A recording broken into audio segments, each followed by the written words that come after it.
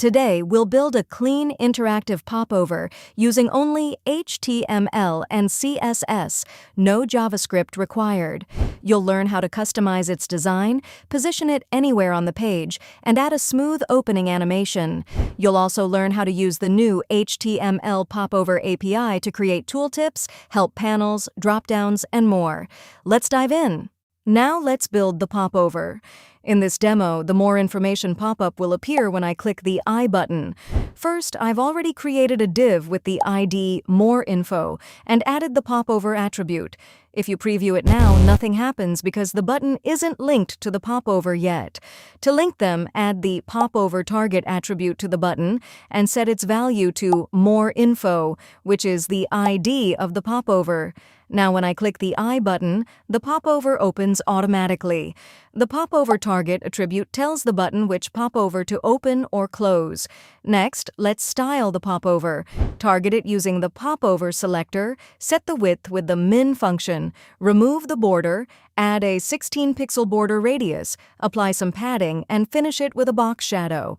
The popover looks much better now, but it still appears in the top left corner. To center it, set position fixed, apply inset 0, and use margin auto. Next, improve the text by adding a bottom margin to the heading and increasing the paragraph's line height for better readability. Now the popover looks clean, modern, and easy to read.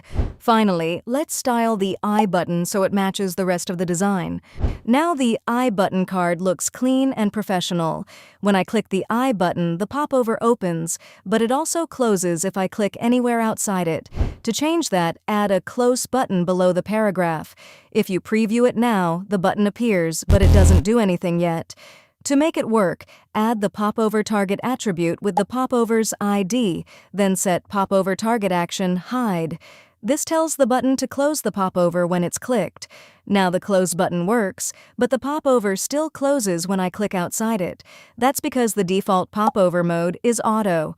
Change the popover mode to manual. Now it stays open even if I click outside it, and it only closes when I click the close button. Next, let's make the design more interesting. Use the backdrop pseudo element to add a blurred background effect. Now the popover looks much more modern and professional. However, there's still one issue. Even when the popover is open, I can still click the buttons behind it. That's because a popover isn't a modal. It doesn't block the rest of the page, so users can still interact with other elements. If you need to prevent that, use a modal dialog instead. It requires a little JavaScript, but it keeps the user's focus on the dialog until it's closed. For tooltips, quick details, and small menus, though, a popover is still an excellent choice. Now let's make this even better. The popover attribute only adds popover behavior. It doesn't provide semantic meaning. So instead of using a regular div, let's use the HTML dialog element. It's a more semantic and appropriate choice for this type of content. Now let's add a smooth animation to the popover.